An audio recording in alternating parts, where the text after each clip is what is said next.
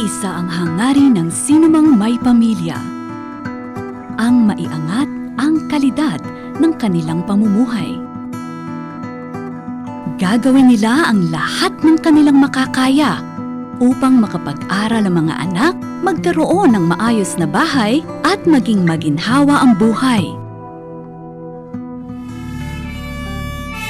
Ngunit ang kanilang pinagsikapan ay maaaring mawala sa isang iglap kapag may sakuna o bigla ang pangangailangan.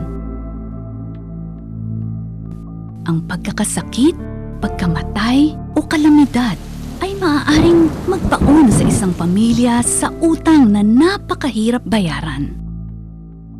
Di tulad ng mas nakakaangat sa buhay, kakaunti lamang sa mga mahihirap ang nabibilang sa mga pwedeng makakuha ng insurance. Panahon na upang sila ay mabigyan ng katulad na proteksyon na naaayon sa kanilang pangangailangan at kakayahan. Panahon na upang magkaroon ng micro-insurance. Micro-insurance, siyempre okay sa amin yan. Nung nagkasakit ang asawa ko, naubos ang ipon namin. Hanggang sa ngayon, nagbabayad pa kami ng utang. Alam ko na yung mga insurance na yan. Yung mga sasakyan nga, meron na yan. Pero mahirap lang ako, hindi ko kayang magbayad ng mahal. Okay sana kung merong insurance para meron akong matatakbuhan pag may nagkasakit o may namatay. Ano ba talaga ang microinsurance? Ito ay insurance o pasiguro na naaangkop sa taong maliit ang kita. Tulad ng regular na insurance, ito ay may hinuhulugang bayad o premiums at may siguradong makukolekta sakaling may matinding pangangailangan. Tulad ng regular na insurance, nasasakop ito ng mga batas na nagpoprotekta sa mga nakasiguro. Kaiba sa regular na insurance, wala nang maraming dokumento ang kailangan para makakuha nito.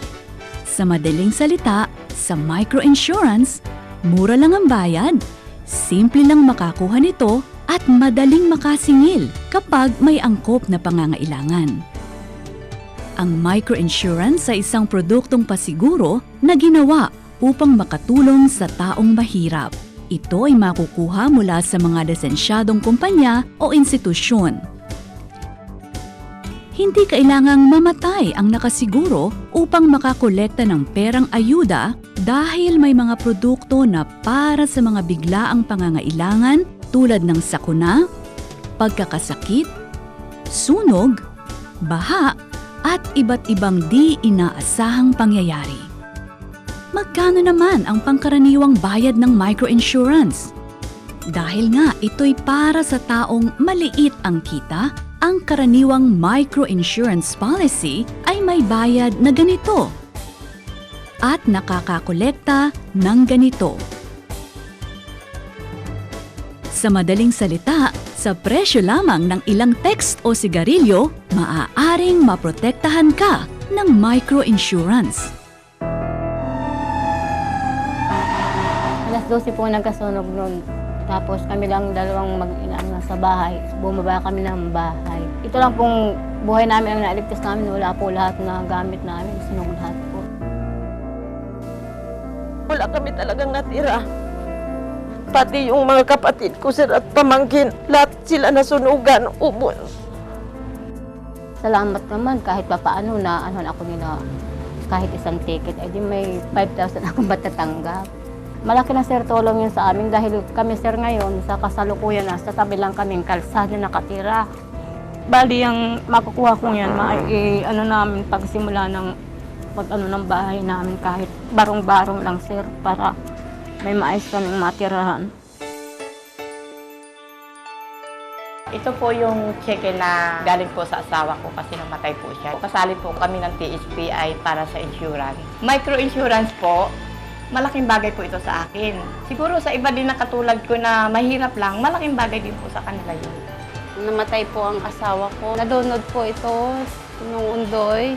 Member po ito sa TSPI. At dahil po dito, nakatanggap po ako ng insurance. Nung matanggap ko po ang micro-insurance, pinambayad ko po sa mga nagastos ko.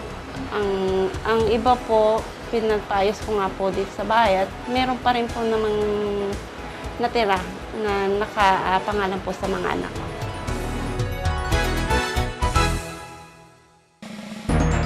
Walang duda na sa isang bansa na tulad ng Pilipinas na maraming mahihirap at madalas ang kalamidad ay nangangailangan ng microinsurance. Mayroon na din namang mga lisensyadong institusyon na nagsasagawa na ng microinsurance.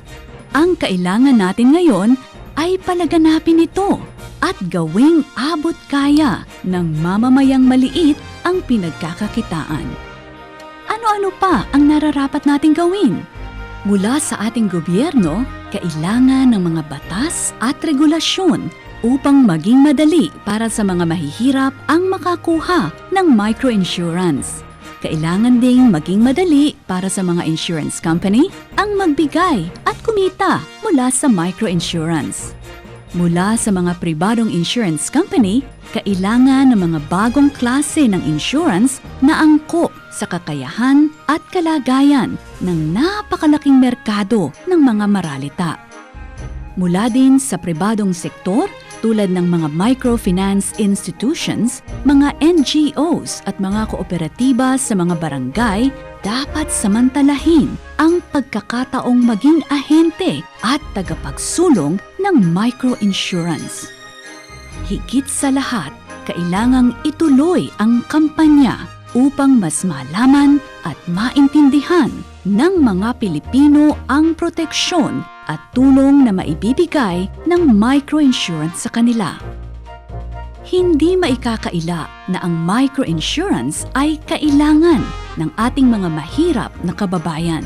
Hindi na dapat maging malaking hadlang para sa isang pamilya ang biglaang pagkakasakit o pagpanaw, ang pagkawala ng bahay at ng pinagkakakitaan dahil sa sunog o kalamidad. Tayo ding lahat ang makikinabang kung lalaganap ang microinsurance.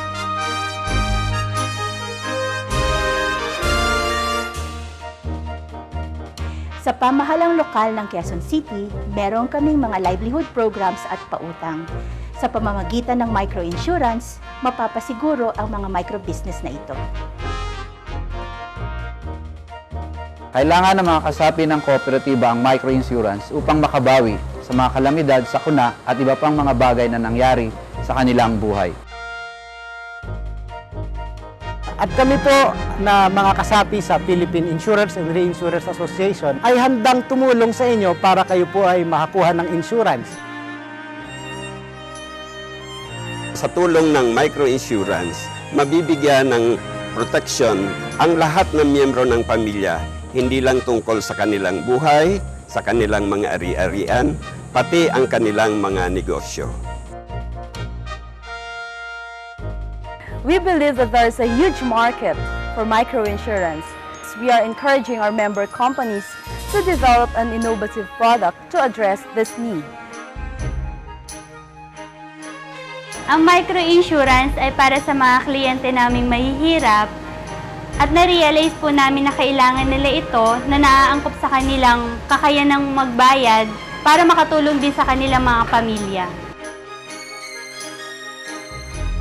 We in the Insurance Commission are encouraging the insurance providers to design or develop a microinsurance product that will suit the needs of the poor or the low-income sector.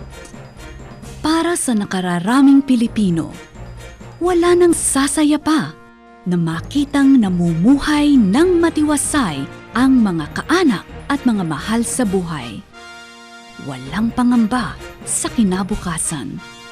Taas noong nagsusumikap upang umunlad ang ikinabubuhay. Hindi lugmok sa kahirapan at nakabaon sa utang. Malaki ang maitutulong ng microinsurance upang makamtan ng ating mga maralitang kababayan ang isang buhay na protektado at nakasiguro. Kailangan na natin ang microinsurance.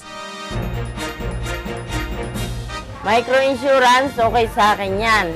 Microinsurance, okay sa amin yan.